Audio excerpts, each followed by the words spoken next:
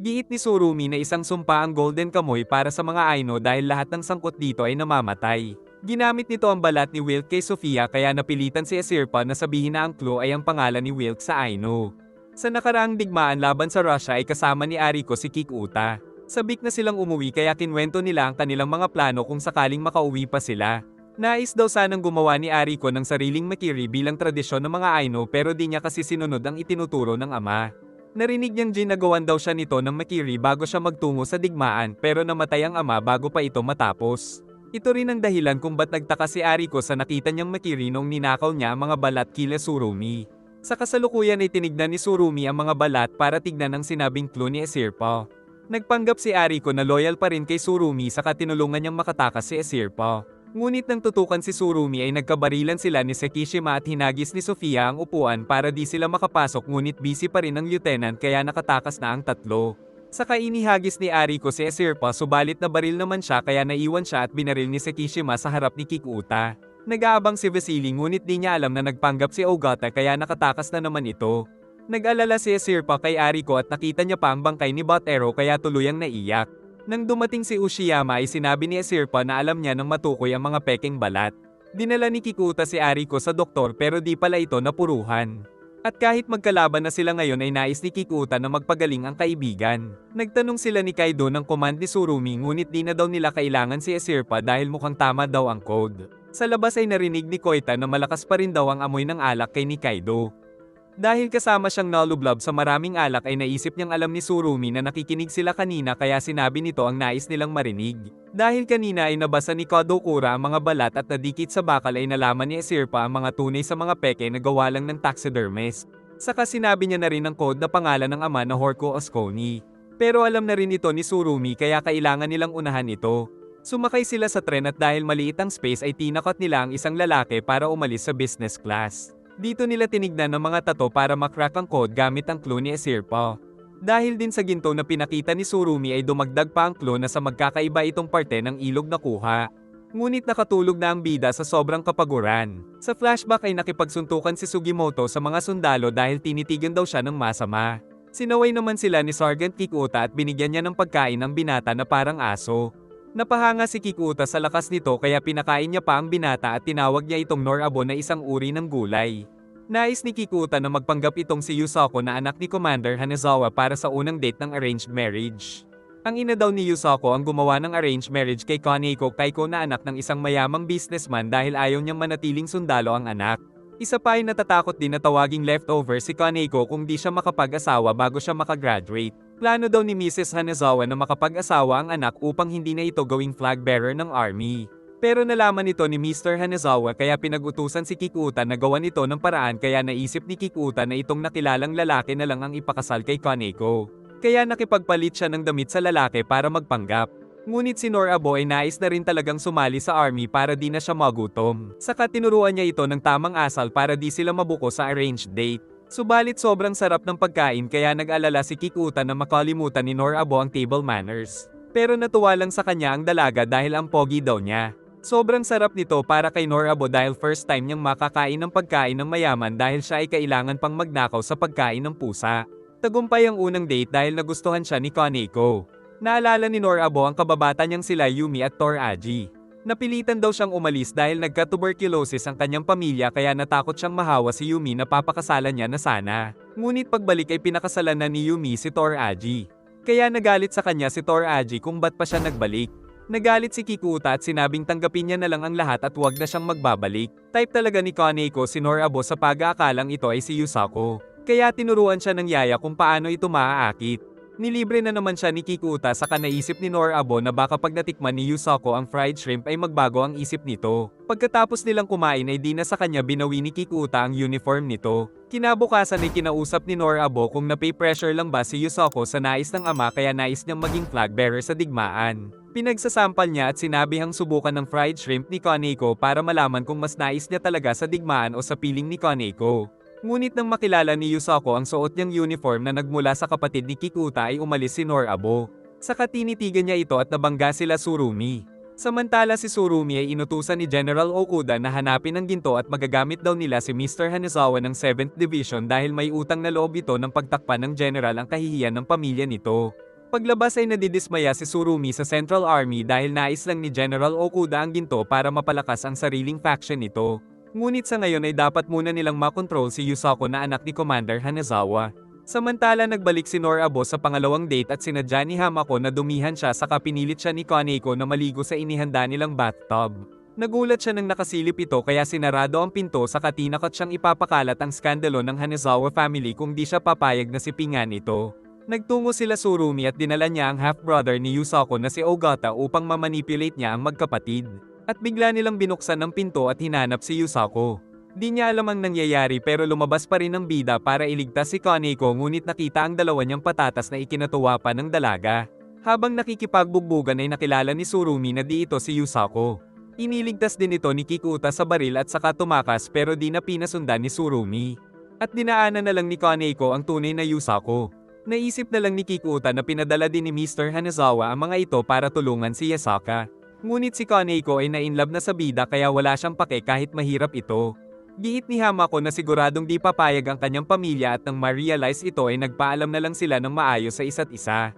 Lumipas ang mga taon ay naging mabait si Kaneko sa mga byuda ng mga sundalo kaya nagpapadala siya ng tulong na pinansyal. Di gusto ni Kikuta na magsundalo si Norabo dahil siya din ang nagyaya sa kapatid na sumali sa army kaya ito namatay. Siniguro naman ng bida na sarili niya itong desisyon, at di rin siya mamamatay dahil siya daw ay isang immortal. Kalaunan ay ipinadala siya ni General Okuda upang siguruhin na di sarilinin ni Tsurumi ang ginto. Pati si Ogata pala ay bata din ng general. Di nagtagal ay naging hero din si Sugimoto sa digmaan at napatay naman si Yusako. Nagising na siya sa tren at napagtanto ni Kikuta na si Norabo pala si Sugimoto na hero ng pakikidigma sa Russia. Ang bida naman ay handa ng labanan si Kikuta sa susunod. Nang matuklasan ni Tsurumi ang lokasyon ng ginto ay pinatay niya na si Kikuta na alam niyang spy ni General Okuda dahil nag-iwan ito ng liham pero naunahan ng pulubi ang kukuha dapat nito at nakuha ito ni Usami. Dahil dito ay di na talaga sila makakabalik sa army kaya ang ginto na lang ang pag-asa nila upang matupad ang plano niyang gumawa ng sariling bansa at pinag-utos na ipatawag ang lahat ng kasapi. Aatake pa ito kaya tinuluyan ni Sekishima. Nalaman nila Sirpa na ang ginto ay nasa Fort Goryokako na nasa lungsod ng Hakodate sa may Hokkaido. Binigay din ni Kadokura ang kopya ng kanyang tato pero di na pala nila ito kailangan. Nakarating na rin sila Sugimoto sa Fort Goryokako. Kabisado ni Hijikata ang lugar dahil dati itong naging base ng mga samurai. Saka tinuro ni Yoshitake ang lugar na sinabi ni Botero na nalaman daw nito sa mga Aino. Sa nakaraan ay si Kimetsu mismo ang nagturo sa mansyon na pinagtaguan ng ginto. Napasama daw sa lumubog na barko ang Russian ambassador na pinuno dito kaya wala nang nakatira. Binuksan nila ang pader at nakita ang hagdan. At sa ilalim ay nakita na rin nila ang mga ginto. Naisip ni Yoshitake na matatagalan pa sila Tsurumi na makrack ang code pero nandoon na rin ang mga tauhan nito na pinagbabaril ni Tony at tumulong na rin sila Sugimoto at Hijikata at nalalaman nila ang mga kalaban dahil kay Tony. Nakita nila sa liham na malapit na rin si Tsurumi doon. Pero kinabukasan pa ang biyahe ng tren kaya may isang araw pa sila para maghanap. Naisip ni Sugimoto na hinayjack nila Tsurumi ang tren para mabilis na makarating kaya nagpanik si Yoshitake. Nag-isip sila kung paano mabilis na mahahakot ang mga ginto. Dahil nagpapanik pa rin ay sinakal ni Ushiyama si Yoshitake. Dahil dito ay mapipilitan silang lumaban sa buong 7th Division. Sa flashback ay nakipagkasundo pala silang makipagtulungan kila Sofia pero walang tiwala sila Sugimoto at Yoshitake dahil inialay ni Kir Oranke ang buhay para sa sariling plano nila Sofia na magtatag ng sariling bansa para sa mga Russia na naipit sa digmaan. Sa tren ay pinapaliwanag ni Sofia na gagawin nilang base ang Fort Goryokako laban sa Russia kaya nagkasundo silang tulungan sila Hijikata. Umaasa si Hijikata na maganda ang maibibigay nilang laban sa tulong nila Sofia ng mga veteranong rebelde na dati pang lumalaban sa Russian Army at siya daw ay kabisado ang magiging battlefield nila. Giit ni Hijikata na hugis star ang fort upang madaling makita ng mga nasa loob ang mga papasugod sa tulay para sa masusing depensa. Napagod na si Yoshitake sa kakahukay. Kaya tinanong nila kung ba't naisip ni Hijikata na nandoon ang ginto. Naghuhukay din sa labas sila Ushiyama at Kadokura. Dumating na sila Sofia kasama ang buong hukbo nito. Pinakita ni Hijikata na dito sila naghahanap dahil sa pattern na nakita sa sariling tato. Nagsimula nang maghanda ang mga miyembro ni Sofia sa labas habang naghahanap pa rin sila ng ginto. Kalaunan ay may tinamaan si Sirpa na agad na hinukay ng dalawa. Dito ay nakita nila ang isang box at nang buksan ay nakita ang isang talaan ng mga transaksyon. Kaya nalaman nilang binili pala ng mga Aino ang malaking lupain sa Pangulo ng Ezo Republic na si Enomoto Takeaki. Subalit bago matanggap ang bayad ay natalo naman ng Meiji government ang Ezo Republic. Pero kahit natalo ang Ezo ay hindi naman mababale wala ang transaksyon ng mga Aino dahil merong witness na mga ambassador mula sa 6 na bansa. At sa libro na ito naka-record ang deed of sale. Naisip ni Yoshitake na nagamit na pala ng mga Aino ang hinahanap nilang ginto. Masaya naman si Esirpa dahil ang mga lupain ang pangunahing kailangan upang makapagpatuloy ang lahi ng mga Aino pero nadismaya ang mga kasama. Ngunit sinabi ni Hijikata na wala naman sinabi si Wilk tungkol sa pangangalaga ng kalikasan ng Aino. Saka sinabi ni Sofia na malapit nang dumating sila Surumi. Nawala na ng pag-asa si Yoshitake subalit nabasa ni Hijikata na kalahati lang ang nagamit sa ginto kaya tuwang-tuwa si Yoshitake kaso nagsimula na silang atakihin ng mga kanan. Nakita nila ang hot air balloon na nagsasabi ng kanilang posisyon sa mga warship na pinamumunuan ng tatay ni Koita. Lumangoy naman si Nagakura at kusang sumuko sa kalaban. Balak tumakas ni Esirpa ngunit sinabi ni Hijikata na baka napapaligiran na sila. At ayaw din umalis ni Yoshitake hanggat di nila nahahanap ang ginto. Sinabi ni Nagakura na wala ng mga ginto dahil nakuha na ito ng gobyerno nang matalo nila ang Ezo Republic at nakatala sa isang libro ang mga transaksyon. Lumuhad siya at ipinangakong kukumbensihing sumuko sila Hijikata kapalit ng nasabing libro. Ngunit alam ni Surumi na niloloko lang siya nito dahil alam niyang naghahanap na lang ng huling labanan sila Hijikata at Nagakura kung saan sila mamamatay. Kaya pinakita ni Nagakura na isa pa rin siyang mahusay na mandirigma kaya nakatakas siya sa harap ni Surumi. Saka nakakita din siya ng espada na panampatay sa kalaban. Nais ni Ushiyama na mauna na si Esirpa ngunit nagpa siya itong manatili. Kaya pinangako ni Sugimoto na ililigtas niya ito pag nagkaroon ng gulo. Nalaman nila kay Kodokura na dahil kay Nagakura kaya pansamantalang tumigil ang mga kanan. Saka isinama niya sila Kirawas at Manser. At inakala pa niyang mga langaw ang mga lumilipad na bala. Giit ni Nagakura na nakapagtanim siya ng pag-aalala kay Surumi. Napapaisip din si Surumi kung nakuha nga ng Meiji government ang ginto dahil nakapagpatayo ito kagad ng mga infrastruktura matapos ang digmaan sa Ezo Republic. Kaya naisip ni Sekishima na baka ang lupain lang talaga ang nais mabawi ni General Okuda na binili ng mga Aino. Ngunit handang makipagpatayan si Surumi para malaman ang katotohanan. Sa ibang lokasyon naman sila naghukay hanggang sa makita ang isang balon. Bumaba sila Esirpa at Sugimoto at nahulog ang excited na Yoshitake. Dahil dito ay nahulog sa kanila ang mga piraso ng ginto kaya sa wakas ay nahanap na nila ito sa dami ng kanilang pinagdaanan. Sa nakaraan ay tinago pala talaga ng mga Aino ang record book dahil nais itong makuha ng Meiji government. Noon ay nakausap pala mismo ni Hijikata si Tandang Kimispo sa balon na ito pero alam ni Kimispo na ang pangulo lang ng Ezo na si Inomoto ang nakakaalam ng kanilang transaksyon. Subalit di nagtagal ay natalo ang Ezo kaya sugatan si Hijikata na kanilang tinulungan. Malungkot si Hijikata dahil natalo ang kanilang battleship na Kaiten Mara. At nalaman niya kay Kimispo na habang nagpapahinga siya ay sumuko na ang Ezo sa Meiji government. Nakiusap itong dalhin siya sa Mount Hakodate upang tignan ang estatwa na may cannon sa loob. Ngunit patuloy ang pag-atake ng government sa Fort Goryokako. May nakakitang kalaban kaya ipinagtanggol siya ni Kimispo pero nabaril ang isang kasama kaya nagpahuli na lang si Hijikata. At mula noon ay wala nang narinig na balita si Kimispo kay Hijikata. Ilang taon nang lumipas ay nalaman niya kay Warden Kodokura na nakakulong si Hijikata. Dahil sa natitirang ginto ay sinundan na rin daw sila ng government kaya nagpatuloy sila sa pakikipaglaban. Kaya inilagay nila ang ginto sa Fort Goryokako upang mapilitan ng mga future Aino na ipaglaban ang kanilang lupain at baka tulungan din sila ni Hijikata. Sa present ay nagpatuloy na ang pag-atake ng mga warship kaya kailangan muna nilang tumakas pero ayaw nang umalis doon ni Yoshitake. Nagbantay ang mga rebelding Russian habang tinatakpan nila ang nasabing balon. Pinupuntirya ng mga kanan ni Surumi ang mga taguan na ginawa nila Sofia. Nagpanggap si Surumi na para pa rin sa gobyerno ang ginagawa niya upang mapasunod ang mga sundalo sa kanyang sariling mga plano.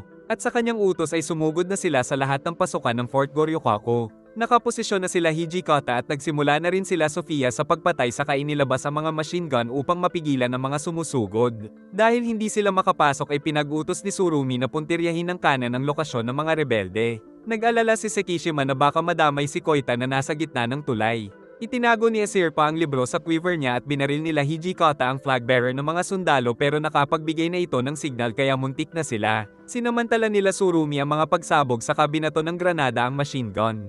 At wasak-wasak kay Surumi ang mga rebelde.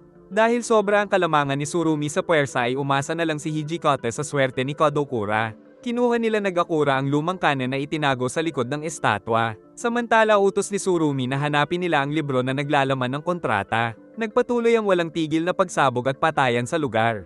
Pinasabog ni Surumi ang ulo ng isa at tinamaan ng kanan ng mga rebelde sa harapan kaya sumabog ang laman at nasampal pa siya. Saka sinabing magtiwala sila sa ama ni Koita na di sila tatamaan. Nag-aabang ang mga sundalo na hamina ang depensa nila Sofia. Kahit marami na ang nabawas sa kanila ay ayaw iwan ni Sofia ang posisyon. Biglang nagulat si Admiral Koita dahil may umatake sa kanilang kanen. Ito pala yung kanen na kinuha nila nag-Akura. Natuwa sila kay Manser nang tamaan nila ang isang warship. Tinamaan nila ang isa pa, at pati na ang balon kaya natuwa si Hijikata dahil kanen ng kanyang warship ang gumawa nito at tuwang-tuwa sila Kodokura. Isang ship na lang ang natitira kay Admiral Koita ngunit inaatake na rin nito ang lokasyon nila Kodokura. Sa kabila nito ay lumaban pa rin sila hanggang sa tamaan ang huling barko ng puwersa ni Tsurumi pero tinamaan na rin sila nito. Lumulubog na ang barko ngunit tumanggi ang Admiral na lisanin ng kanyang warship. Pinatay ni Koita ang isang rebelde at napatingin sa lokasyon ng kanyang ama. Saka binigay ni Tsurumi ang signal sa pagsugod ng lahat. Kaya kumilos na rin si Immortal Sugimoto. Nagpatuloy sila sa pagbaril sa mga sumusugod na sundalo. Samantala naisip rin ni Ogata na kunin ang libro ngunit alam niyang inaabangan pa rin siya ni Vasily. Nakaligtas at nakatalo na si Nikaido sa tubig. Grabe na rin ang pagpatay ni Sugimoto sa mga nakakalaban. Kasama naman ni Yoshitake si Esirpa para tumakas. At ang mga kalapit na yun ay natatakot na sa nangyayari. Nasaktan sila Kodokura kaya tanging paghihintay na lang ang kanilang magagawa ngunit nais nang magpakamatay ni Nagakura kasama si Hijikata. Dahil nakapasok na sila sa fort ay nilulo ni Tsurumi ang shotgun sa tuwa.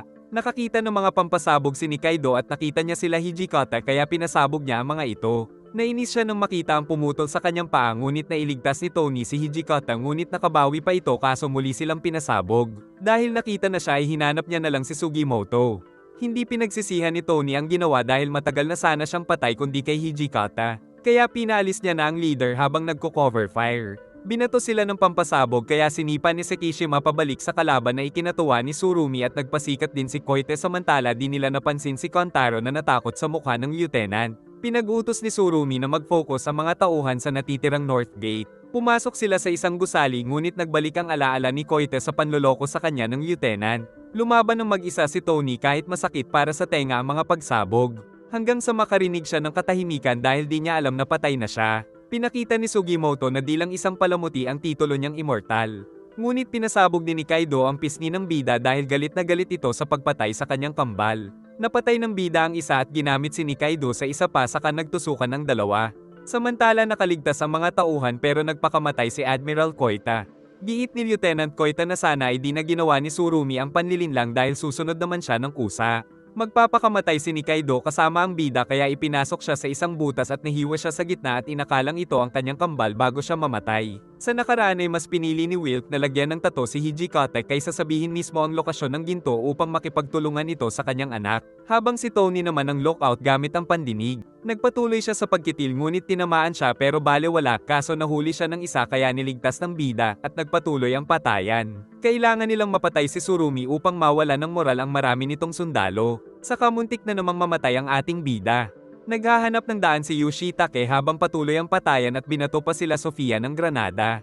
Kaya siya na lang ang nakaligtas. Nasunog ang isang bahay sa north at nalaman ni Sugimoto na ito ang signal ni Yoshitake sa pagtakas kaya niyaya niyang tumakas si Hijikata. Ngunit nalaman ni Koita ang escape plan nila kaya nabuko si Yoshitake at muntik nang mahiwa pero dumating si Nagakura para iligtas siya. Nahulog ang dala niyang bag pero wala dito si Esirpa na may dala ng libro na waterproof dahil sa tubig nito balak dumaan pero bigo ang plano. Nalungkot si Esirpa nang makita si Tony ngunit nahanap siya ni Tsurumi. Samantala kahit matanda na ay pinakita ni Nagakura ang kanyang husay sa espada. At nang mahulog ang supot ay niligtas ni Koita sa pag-aakalang nandito ang libro. Pero lubid lang ang laman. Nahuli si Esirpa ng isang sundalo kaya lagot siya kay Tsurumi kundi lang dumating si Sugimoto. At giit ni Yoshitake na sa North Gate na lang ang pag-asa nilang makatakas. Nalaman ni Sekishima na nakatakas sila Hijikata samantala nahiwalay si Koita. Babarilin sana si Nagakura ngunit dumating si Kontaro. Napansin ni Sofia na patay na ang lahat ng kasama. Saka naalala niya nung hindi niya tinuloy ang pagbomba dahil may mga bata pero tinuloy pa rin nila Wilk kaso nasabugan ito sa mukha. Naintindihan naman nila Wilk si Sofia dahil ang kanilang samahan ay hindi kailanman kukuha ng mga inosenteng buhay. Nakita siya nila Sugimoto at niyayang tumakas pero tumanggi ito upang protektahan ang kanilang likod. Subalit nagdalawang isip siyang patayin si Tsurumi na naalala niyang si Hasegawa kaya siya ang binaril nito at nabaril pa ang kabayo ni Sugimoto kaya tumalsik si Esirpa na iniligtas ni Tanigaki. Nalaman pala ito ni Tanigaki dahil nakita niya si Nagakura pero nagdalawang isip siyang magtungo dahil sa kanyang mag-ina. Subalit pinayagan siya ni Incarnate basta siguruhing magbabalik siya. Hanggang ngayon ay nagsisisi pa rin si Sofia dahil sila ang dahilan kaya namatay ang mag-ina ni Hasegawa. Pinatawad naman siya ni Surumi kaya pinagbabaril na siya upang magtigil na ang paghihirap nito. Nag-aabangan pa rin ang dalawang batikang sniper habang nababaliw na naman si Surumi na nalamang nasa quiver ni Esirpa ang libro. Nakita ni Ogata ang refleksyon ng araw kaya naisip niyang hawak nito ang binoculars para lituhin siya. Kaya inasinta ito at binaril ng mas mababa upang tamaan ang braso saka tinamaan lang siya sa paa pero tila napuruhan ng Russian. Tumatakas na sila Esirpa at binaril ni Ogata ang isang tauhan ni Koita dahil kailangan niya ng kabayo. Habang tumatakbo ay naisip ng bida na napapagod na ang kabayo nila. Kaya nang makita nila ang tren ay pinilit nilang makasakay dito. Subalit pagkabukas ay nandito ang reinforcement unit ni Surumi. Kaya nagwala si Ushiyama sa mga ito at umatake na rin si Hijikata. Pinigilan ni Esirpa si Tanigaki kaya ito nabaril at nahulog. Umatake na rin ang bida kaso nabaril siya. Kalaunan ay dumating pa si Sekishima na inutusan ni Surumi na hanapin si Esirpa. Pinaghahagis ni Ushiyama ang mga sundalo sa labas habang gumagapang na sila Esirpa. Nawala si Surumi na nasa bubong na pala. Sumugod na si Ushiyama sa isa pang cargo at pinagbabaril sila ni Hijikata. Dumating na rin si Koita na inutusan din ni Surumi na hulihin si Esirpa. Nagsabay sila Sugimoto at Hijikata na lumaban. Nagpatuloy pa rin ang pagwawala ni Ushiyama. Hanggang sa dumating na rin si Sekishima. Nais ni Sugimoto na magpaiwan upang makatakas sila Esirpa pero di pumayag si Hijikata kaya sabay na lang silang nagwala at nagwala din si Ushiyama na kalaunan ay nakita ni Sekishima. Nais sanang patigilin ng mga operator ang tren ngunit dumating si Ogata kaya tumalo na lang ang mga ito. Dahil dito ay magaganap na ang huling labanan sa runaway train.